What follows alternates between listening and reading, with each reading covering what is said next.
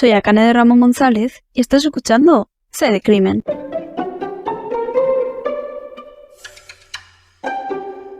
Aquí estamos en la segunda parte del caso Wanikov Caravantes. En concreto, en esta parte nos centraremos en el caso de Sonia Caravantes, pero antes de empezar, un pequeño resumen de qué contaba en la primera parte de Wanikov. Pues bien, para recordar, Rocío Wanikov era una joven de 19 años que había salido de casa de su pareja, Antonio, para dirigirse a su casa a unos 500 metros de distancia, y en ese trayecto había desaparecido. Tras cerca de un mes de búsqueda se había encontrado a Rocío Wanikov asesinada de 10 puñaladas y en una postura un tanto llamativa, ya que estaba con las piernas abiertas y levantadas y completamente desnuda.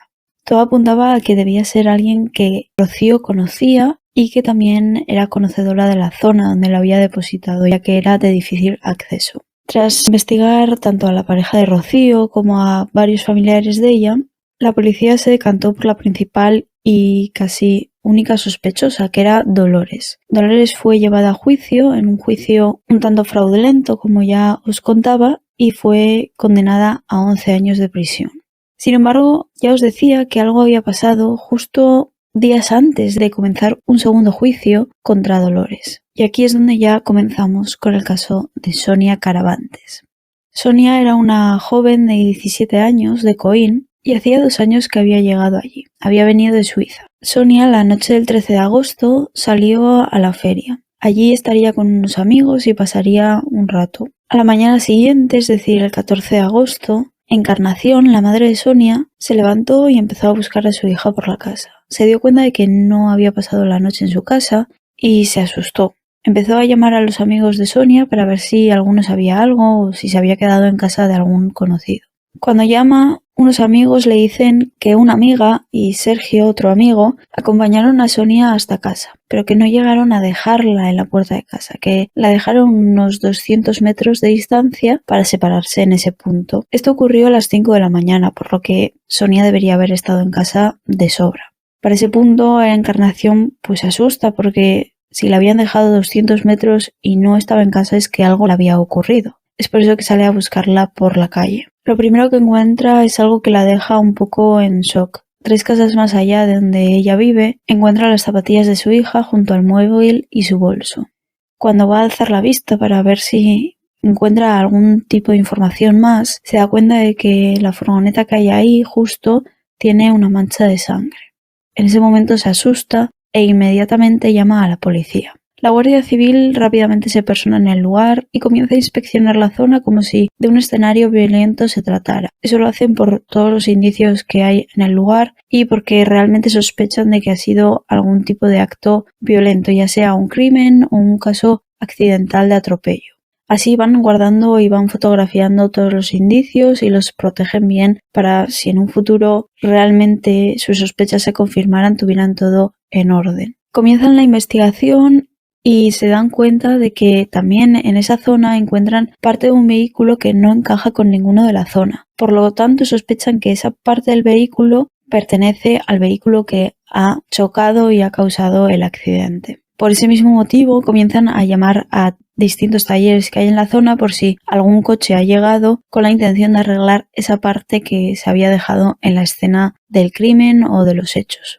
Por desgracia, ningún taller de la zona dice que ha llegado algún coche con ese arreglo. También comienzan a descartar a posibles personas como las exparejas de Sonia y personas cercanas a ella. Van ampliando la zona de investigación y a los 3 días al fin encuentran algo que les indique algo más. Estos son los pantalones de Sonia a unos kilómetros de distancia del lugar donde había sucedido todo. El 19 de agosto, es decir, 6 días después de los hechos, encuentran el cadáver de Sonia, a 11 kilómetros de donde había desaparecido. El cuerpo se encontró cerca de un arroyo, semienterrado con rocas encima, lo cual hizo que evidentemente no se encontrara antes ya que no estaba a la vista. Lo que había delatado que ahí había algo era el olor que desprendía el cuerpo. Sonia había sido encontrada a unos 3 kilómetros de donde habían encontrado los pantalones. El único problema de todo esto es que durante los días que habían estado buscándola había llovido mucho, por lo tanto el lugar estaba embarrado y tampoco tenían muy claro de dónde habían salido esas piedras que habían tapado el cadáver. No sabían si habían sido algo casual o había sido algo a propósito. Es decir, que no sabían si esas piedras pertenecían a una finca cercana que estaba en obras y había traído piedras grandes o que había sido algo a propósito realizado por la persona que había dejado allí el cadáver para ocultarlo. Por esa razón empiezan a investigar al dueño de la finca para saber si ha sido él quien ha movido las piedras, si sabe si por la lluvia esas piedras han sido arrastradas o incluso si supiera algo de qué ocurrió la noche del crimen. El dueño confiesa que lo único raro que había ocurrido es que su perro había estado ladrando aquel 13 de agosto sobre las 5:30 de la madrugada y que pudo ser por alguien que no conocía que estaba merodeando la zona. Sin embargo, eso no confirmaba que esa persona hubiera estado merodeando la zona para mover esas piedras, ya que podría haber sido por el desnivel causado por el agua que hubieran llevado hasta allí las piedras. La Guardia Civil espera a la autopsia de Sonia y cuando ya la tienen consiguen los siguientes datos. El estado de descomposición es bastante avanzado, eso puede darse por el clima que había habido los últimos días, pero sí que les sorprende el nivel en el que el cuerpo estaba. De la autopsia pueden sacar bastantes más datos que de la autopsia que sacaron de Rocío. Descubren que tiene 15 lesiones externas, 8 en el rostro y varias más en el antebrazo, y 22 lesiones internas. Muchas de las lesiones externas se deben a cierta resistencia y a un intento de defensa. No se pudo saber si hubo o no agresión sexual por el estado de putrefacción en el que se encontraba, pero sí pudieron saber la causa de la muerte. Esta se trataba de una asfixia mecánica realizada con su propia camiseta. El cuerpo había aparecido desnudo, solo con el sujetador tras ella. Es por eso que dudaban si realmente hubiera habido agresión o no, pero no se pudo saber. Recabaron información de los distintos restos de sangre y de piel en las uñas que había sido encontrada en Sonia. De la piel que se había encontrado debajo de las uñas de Sonia pudieron sacar el ADN del presunto culpable. Estas muestras las incluyeron en la base de datos de la policía y comprobaron que esas muestras biológicas coincidían con otras que ya estaban dentro de la base de datos. Estas muestras las investigaron y se dieron cuenta que pertenecían al caso de Rocío Wanickoff. Es decir, que las muestras de ADN genético encontrado en la colilla del caso de Rocío coincidía con las muestras de ADN encontradas debajo de las uñas del caso de Sonia. En este punto inmediatamente comenzaron a unir los dos casos. Vieron que había muchas coincidencias, 2 chicas jóvenes, de noche, cerca de casa, no se supo nada de ellas durante varios días, no había ninguna pista o hilo del que tirar para encontrar al culpable y determinaron que Dolores para este punto debía quedar completamente libre y comenzó el proceso para absolver a Dolores, mientras que se buscaba al verdadero culpable de ambos hechos. Aún así, la libertad de Dolores no es inmediata, sino que la siguen manteniendo como presunta sospechosa por si pudiera haber algo que la relacionara con ambos casos. Con uno ya estaba relacionada, pero tenían que descartar realmente que no pudiera ser ella. Para este punto, la policía comienza a investigar más allá de Dolores, pero poco tiene de dónde tirar. Al final tiene las muestras de ADN, pero no tiene ningún presunto culpable con el que compararlas más allá de la propia Dolores y que ya había dado negativo. Por lo tanto, están un poco estancados, hasta que una ciudadana comienza a llamar a la policía. Cecilia Pantoja empieza a sospechar de su expareja. Ella estaba al tanto de lo que contaban los medios y de todo lo que había ocurrido tanto con Rocío Wanickoff como con Sonia Caravantes. Es por eso que se personó en la policía y dijo que el entonces, su marido, se comportó extraño en la noche del crimen de Rocío. Él había llegado de madrugada y fue a la ducha inmediatamente. También lavó de manera inmediata toda su ropa que había llevado esa noche. Su marido también había hecho algo bastante extraño y era pedir el coche a una vecina. En principio todo era porque su propio coche se había roto y necesitaba uno. Sin embargo, le pareció algo extraño. Además, esa prestación del coche que había realizado la vecina no se lo había dicho hasta pasado un tiempo y había tenido que ser la propia vecina quien reclamara el coche suyo. Es decir, que su marido había mantenido oculto que el coche se le había roto y que había pedido a la vecina el coche. Ella también se había fijado que las bolsas que habían aparecido junto al cadáver de Rocío coincidían con las bolsas que usaban ellos en casa. También sabía que ambos fumaban la marca Royal Crown, que era la colilla que había aparecido en el crimen de Rocío. Asimismo, era casualidad que él había dejado de fumar poco después de que habían encontrado a Rocío. Todo le parecía extraño. Además, si sumamos los motivos de su separación, todavía tenían más motivos para creer la culpabilidad de su marido. Cecilia se separó de su marido en los 2000, tras descubrir por una amiga que la foto de su marido salía en un programa de crímenes de Reino Unido. Ella no tenía ni idea de que su marido tenía antecedentes y como tampoco creía que eso podía ser cierto, llamó a Scotland Yard, que recomendaban acudir a la policía. Sin embargo, nunca llegó a acudir a la policía porque, tras hablar con amigos y familiares, pensó que realmente solo eran sospechas y coincidencias todo lo que había ocurrido hasta el momento. Es por eso que dejó atrás sus sospechas y no siguió adelante. Sin embargo, todas sus sospechas resurgen con el caso de Sonia. Para ese punto, Cecilia estaba separada de su marido, pero de repente le vio que el día después de que desapareciera Sonia, este había ido con el brazo vendado. Y claro, al descubrir que Sonia tenía marcas defensivas, pues pensó que esas marcas que Sonia había realizado y la piel que tenía debajo de las uñas pertenecerían a su exmarido. Es por eso que todo lo que os acabo de contar lo puso en conocimiento de la Guardia Civil. Y lo primero que hace la Guardia Civil es comprobar si realmente esos antecedentes son reales o no. Llaman a la embajada inglesa y cuando los leen se horrorizan. Él era Tony King o Tony Bromwich, el estrangulador de Holloway. Fue condenado en 1986 a 10 años por abusar sexualmente a 5 chicas de 15 a 30 años. En el 91 cometió atraco armado. En el 96 atacó en una estación de Epsom y cuando quisieron detenerlo se había fugado. Tony ya estaba en España. La policía española obviamente fue informada de esto y se puso en contacto con Tony para que fuera a declarar a comisaría. Tony no lo hace y la policía lo que decide es archivar el caso. Sabiendo eso, tratan de conseguir algún tipo de muestra de ADN de Tony para poder contrastarla con la encontrada en ambas escenas del crimen. Cuando lo hacen, esta muestra de ADN coincide. Tienen al culpable. El 18 de septiembre le detienen. Tony lo niega todo, pero el ADN no miente. Además, también descubren que su coche le falta una de las tulipras traseras, una de las luces traseras, lo que habían encontrado justo en la escena del crimen. En este momento, el juicio de Dolores se pospone y la colilla que estaba como prueba en el caso de Rocío se une al caso de Sonia. También comprueban la coincidencia y efectivamente el ADN también coincidía con el de Tony. Es en ese momento cuando Tony se ve arrinconado y al fin confiesa. La noche de Rocío dice que estuvo bebiendo y fumando con un amigo.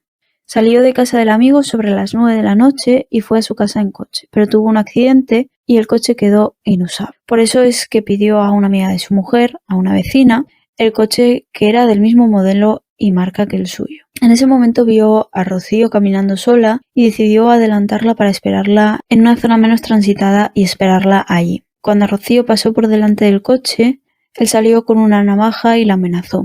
Se la puso en el cuello e intentó que la siguiera.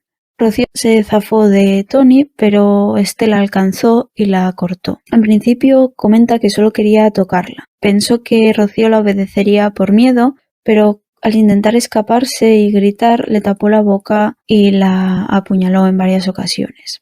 Tras eso, Rocío cayó al suelo y él huyó. Pero más tarde se dio cuenta de que había dejado la navaja en el suelo y es por eso que volvió al lugar, la metió en el coche y fue hasta Marbella donde la depositó y más tarde fue encontrada. También había usado gasolina que había en el coche para tratar de quemarla, pero no surtió efecto. Tony cuenta que la noche de Sonia él había estado en la feria de Coín, había estado bebiendo, consumiendo algún que otra pastilla para dormir y demás tipo de drogas. En esta ocasión también volvió en coche a su casa, pero al subirse a él dio marcha atrás y golpeó algo. En principio pensó que era otro coche, pero cuando bajó vio que era Sonia. Sonia estaba en el suelo y dice no recordar mucho más, que la mezcla de sustancias que había ingerido le hacían tener varias lagunas de la noche. Solo recordaba alguna escena y recordaba haber estado con Sonia en el coche, luego a ambos en el lugar donde fue encontrada y que recordaba haberla dejado allí y haber tirado los pantalones por la ventanilla del coche mientras conducía. Esta no sería la única declaración que Tony daría, pues el 14 de noviembre cambiaba la declaración y decía que su amigo Robert era el verdadero culpable de la muerte de Rocío. Según Tony, la muerte estaba relacionada con unas mafias inglesas dedicadas a apartamentos.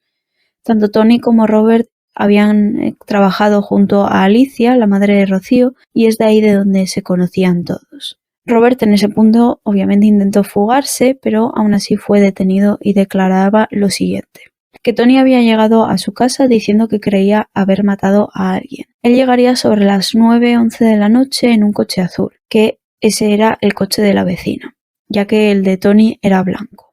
Robert decía que Tony le había contado todo lo que había pasado y que quería volver al lugar. Robert confesó que había visto bolsas de basura con ropa en el coche y que Tony le había intentado convencer para que le acompañase, pero que él se negó en todo momento. También vio un martillo, pero no vio ni sangre ni cuerpo. Confesó también que realmente no recordaba si le ayudó a deshacerse de la ropa o no. Pese a todo esto, Robert fue puesto en libertad, ya que el delito de encubrimiento que había confesado en ese momento había prescrito. Por lo tanto, no pudo ser detenido ni condenado.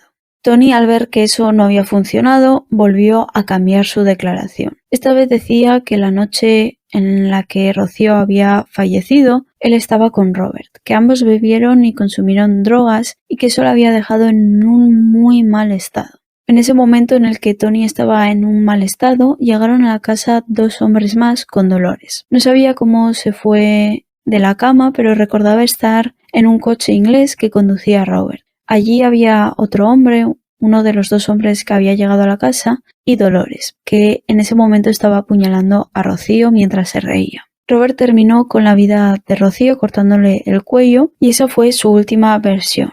Con todos los indicios contrastados hasta ahora e investigados por la Guardia Civil, además de la primera confesión de Tony, Tony es llevado a juicio. En ese momento también, en 2004, se sobresean todas las causas que tenía Dolores y esta queda en total libertad. Aún así, tanto Tony como sus abogados intentan que Robert y Dolores sean enjuiciados por los asesinatos, al menos de Rocío. A pesar de esos esfuerzos y los esfuerzos también de la propia Alicia, la madre de Rocío, el único condenado y enjuiciado es Tony. Tony se enfrenta a dos juicios. Un primer juicio el 17 de octubre de 2005, que sería juzgado por el asesinato de Sonia, y un segundo juicio el 20 de noviembre de 2006 por el asesinato de Rocío. El primer juicio de Sonia es un juicio sin jurado. El fiscal pide 33 años, el abogado defensor pide la absolución y la acusación pide 44 años. El fiscal pide 25 años por asesinato, 4 por agresión sexual y 5 por detención ilegal, más una indemnización. La acusación, en cambio, pide 25 años por asesinato, 6 por detención ilegal y 10 por agresión sexual, más 3 por lesiones, además de una indemnización y una prohibición de acercarse y vivir cerca de la zona. Y el abogado defensor de Tony pide, aparte de la absolución, en caso de ser condenado a algún tipo de atenuante como el atenuante por haber estado alcoholizado. Sin embargo, esto sería contradicho por Cecilia, ya que ésta diría que no iba borracho, que solo estaba cansado. Comienza el juicio y salen a declarar tanto Cecilia, con todo lo expuesto anteriormente, y varios testigos que dicen haberlo visto los días siguientes del asesinato de Sonia con la mano y la cara arañadas. También se presentan imágenes de una gasolinera donde fue a limpiar el coche y se veía cierto tipo de sangre. También se presenta como prueba la tulipa encontrada en la escena del crimen y que faltaba esta en su propio coche. Y también se demuestra que alguien estuvo en el maletero del coche de Tony encerrado y que fue maltratado en el lugar. Finalmente sale la sentencia y como hechos probados son los siguientes. Sobre las 5 de la madrugada, Tony esperaba a Sonia cerca de la casa de ella. Cuando ésta se despide de sus amigos, Tony sale de un árbol donde se escondía. Esta la atrapa para en principio abusar sexualmente de ella. Tony golpea a Sonia por todo el cuerpo hasta dejarla semi-inconsciente y acerca a Sonia hasta el coche donde es depositada. Tony va con Sonia en el maletero hasta el lugar donde fue encontrada. Una vez allí, la saca del maletero para tocarla en los asientos traseros. En ese momento seguía golpeándola para después ahorcarla con su propia camiseta. La dejó en el lugar donde fue encontrada y la escondió con varias rocas. Cuando volvía a su casa, tiró por la ventanilla la ropa y el resto en un contenedor cercano. Llegó a casa sobre las 8 de la mañana. Con esos hechos probados, lo condenaron como autor de un asesinato por 23 años, inhabilitación absoluta y prohibición de volver a Coín por 5 años. Y como autor de una detención ilegal por 5 años y otros 8 años por una agresión sexual. En total cumpliría 30 años de todos esos años que había sido condenado. Además, también fue obligado a indemnizar a la familia de Sonia con 300.000 euros. Pese a la petición de los abogados de la acusación, no hubo ninguna condena por lesiones. Y tras este primer juicio, Tony se tenía que enfrentar a su segundo juicio por el asesinato de Rocío. En este caso sí que hubo jurado y Tony no estuvo en su mejor comportamiento, podríamos decir. Tony llegó a insultar al juez, al fiscal y a los biólogos que habían estado allí como peritos. En ese primer día obviamente no pudo declarar por haber sido expulsado por su comportamiento. Al día siguiente, cuando fue traído a la sala de justicia, pidió perdón y acusó a Dolores de apuñalar a Rocío. En ese momento es cuando contó su última versión. Según Tony, él había sido hipnotizado y no había despertado hasta estar en un coche inglés, como en su última versión. Según Tony, Dolores cogió su navaja para poder incriminarlo en el futuro. Según él, fue amenazado. Esta última versión y anteriores que había dado en contra de Dolores bastó a Alicia, la madre de Rocío, para pedir que volviera a abrirse el juicio contra Dolores, que ella era la única culpable del asesinato de su hija. En un momento dado llegó a incluso hablar de unas bragas que contenían ADN de Dolores y Rocío, pero esta prueba fue inadmitida, por lo que tenemos el deber de dudar de la veracidad de esa prueba. Además que no se encontró ningún tipo de ADN en la escena del crimen que uniera a Dolores con los hechos allí ocurridos. Tampoco se encontró ADN de Robert, como Tony decía que él había estado allí. Es por eso que tampoco se abrió ninguna causa contra ninguno de los dos y se siguió únicamente el juicio de Tony. Pese a lo que Tony había dicho de haber intentado quemar el cuerpo de Rocío, se negó que realmente se intentara quemar el cuerpo porque no se habían encontrado restos de gasolina. Lo que se había encontrado era otro tipo de líquido que no se llegó a saber de qué era. Aún así, esto parece ser algo contradictorio, ya que la vecina que le había prestado el coche dijo que sí que había visto restos de gasolina y de cerillas, algo que fue quedado un poco en suspense durante el juicio. Una prueba que no fue aceptada era una huella dactilar encontrada en la cinta aislante con la que se había cerrado las bolsas de basura y que pertenecía a un tío de Rocío, algo que llamó bastante la atención por esa posible vinculación con la familia. Se pidieron 26 años y 9 meses por asesinato y agresión sexual en grado de tentativa. Mientras que la fiscalía decía que solo había un culpable, que era Tony, la acusación decía que había posibilidad de que hubiera terceras personas, ya que no había ningún tipo de marcas de arrastre en el lugar del cadáver, que era como si alguien lo hubiera depositado, y cargar con un cadáver una persona solo les parecía algo imposible a la acusación. Tony cambió por última vez su versión y dijo que realmente habían sido dos profesionales contratados por Dolores y que él no había tenido nada que ver en este crimen. El jurado lo declaró culpable por asesinato, pero con posibilidad de ver terceras personas. En esta ocasión, 7 de las personas que constituían el jurado habían dado por culpable de asesinato a Tony. El jurado no había visto ni agresión ni enfermedad que hubiera podido jugar como atenuante. Finalmente, y tras la sentencia formal del juez, Tony fue condenado a 19 años de prisión por asesinato con agravante de despoblado. También fue condenado a indemnizar a la familia de Rocío.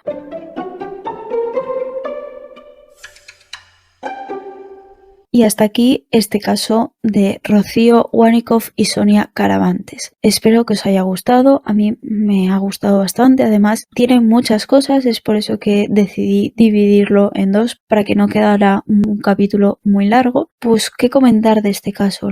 El tema de Dolores ya fue comentado en el primer episodio, pero en este segundo caso creo que, cabe mencionar, porque ya se ha descubierto o he podido llegar a contar, que Dolores fue condenada injustamente, siendo una persona que no tenía culpabilidad ninguna sobre lo ocurrido, pues contarla también como una víctima de estos sucesos, no una víctima directa. Las víctimas directas, ese lugar nadie se lo va a quitar, son Rocío y Sonia, son quienes sufrieron a manos de Tony, son las personas que fueron asesinadas y perdieron su vida, pero hay una víctima de la justicia o de la injusticia, ¿no? Del proceso penal y el proceso de justicia que se vivió en ese momento, que es Dolores, y no podemos olvidarnos de ella, ya que además por unos cambios en la ley no pudo ser indemnizada de ninguna manera, pese a haber estado más de un año en prisión por un delito que no cometió. Y esto es por una razón, y es que en el 2010 hubo un cambio en la Ley Orgánica 6/1985 del Poder Judicial. En concreto, en su artículo 294.1 se decía que las personas que hubieran pasado por una prisión preventiva y se le hayan irrogado perjuicios tendrían derecho a indemnización si hubieran sufrido esa prisión preventiva y esos perjuicios y después hubieran sido absueltos, ya sea por inexistencia del hecho imputado o si se hubiera dictado sobreseimiento libre por esa causa. Eso era antes de esa modificación que realizó la doctrina del Tribunal Supremo.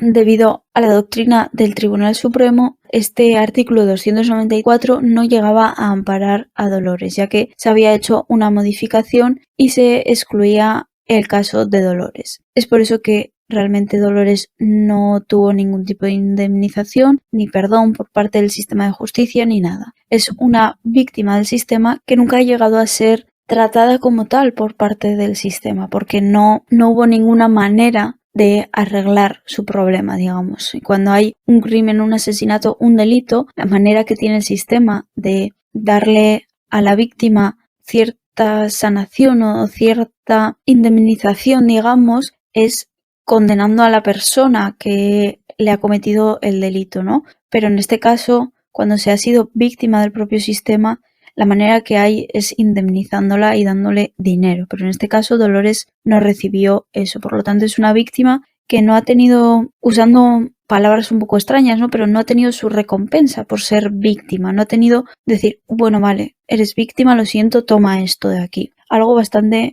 que a mí me sorprende y me entristece un poco porque al final, pues para mí no deja de ser una víctima indirecta de todo este suceso. Pasando a hablar un poco de Tony, a mí me sorprende la facilidad que tuvo para decir que sí que era culpable del asesinato de Sonia sin ningún tipo de problema, pero que tuviera tantos cambios de versión sobre el asesinato de Rocío. No sé a vosotros qué os parece, que a mí me llama la atención porque es como, vale, sí, de Sonia perfectamente, soy yo el culpable, ya está. Pero de Rocío era como que no llegaba a declararse nunca culpable, siempre se mantenía inocente o como en un rol pasivo.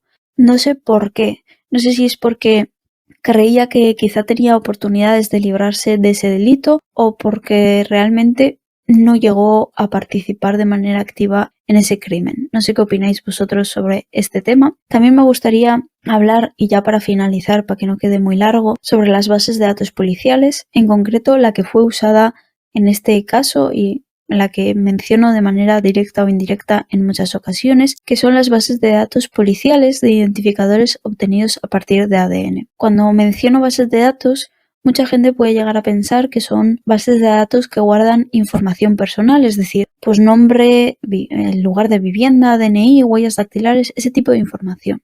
Pero habitualmente cuando estoy hablando de muestras de restos biológicos, me refiero a estas bases de datos que os he mencionado. Y estas bases de datos no guardan ese tipo de información, guardan información alfanumérica. Es decir, como su nombre indica, lo que guardan son la información extraída de esos identificadores que extraemos del ADN. Es decir, guardan información que no permiten identificar a la persona como tal, sino que permiten identificar su género y poco más. Es como cuando digo, encuentran este indicio de aquí, lo investigan y pues solo sabemos que es hombre o mujer y algún dato más como mucho, pero no sabemos nada más. Y eso es el tipo de información que guardan en las bases de datos.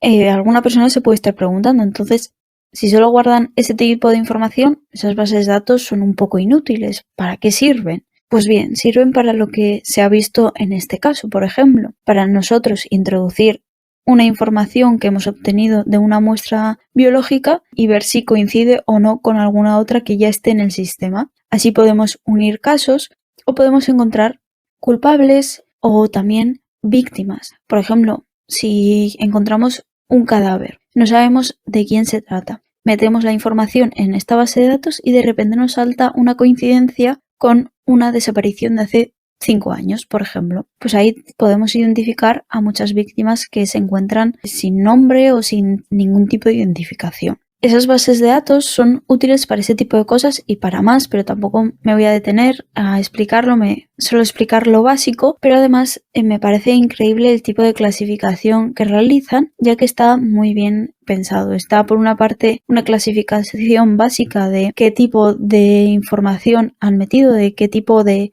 prueba, de indicio pertenece esa muestra. También, pues obviamente se identifica si esa muestra introducida es de alguien que ha sido identificado o no. También si es de una persona que es presunto culpable de un crimen, de un delito, o si es una persona que puede ser una víctima. Y así se va especificando muchísimo la clasificación que realizan y llegan a unos puntos que no dan información personal, pero sí que está muy bien clasificada de qué trata y qué puede llegar a ser. Me parecen unas bases de datos muy útiles que en principio pues puedes pensar, pues para qué queremos tener ahí perfil genético, información genética si no podemos hacer nada con ella, no nos dice nada, pero siempre está el punto de, bueno, si lo comparamos con algo podemos sacar mucha información y me parece bastante útiles e importantes. Si queréis saber más sobre ellas, os dejo en la descripción de YouTube 2 PDFs. Uno es la memoria de 2022 sobre las bases de datos de este tipo de España y el segundo es la ley orgánica que tiene que seguir estas bases de datos, que está muy interesante porque además menciona que la información que se guarda ahí no puede estar eternamente guardada, que hay distintos tiempos para cada información guardada ahí y que cada X tiempo se debe eliminar ciertas muestras. Me parece muy interesante y me hacía ilusión traeros esta información porque al final creo que es algo que siempre se menciona a lo largo de los episodios y que, bueno, podemos pensar que se trata de otro tipo de bases de datos, que la existencia de esta no prohíbe la existencia de otras bases de datos que sean, pues, datos personales y huellas, antecedentes y tal, que también los hay, obviamente, y de ahí sacan muchas veces la información. Por ejemplo, en el caso de Tony King, la base de datos que utilizaron para encontrar sus antecedentes, en esta ocasión fue llamando a la embajada, pero también se tiene base de datos de antecedentes y de responsables de distintos delitos en la policía española. Pero bueno, quería traer esta base de datos porque me parecía curiosa. Y por mi parte ya está. Espero que os haya gustado. Quedo atenta que aunque no siempre responda, os leo siempre. Y por mi parte, hasta aquí. Muchas gracias por escucharme, espero que os haya gustado. Si tenéis alguna propuesta, opinión al respecto, quedo atenta a lo que me digáis en mi correo y en mis redes sociales. Y por mi parte, ya está. Muchas gracias y nos vemos pronto en el próximo episodio. Gracias.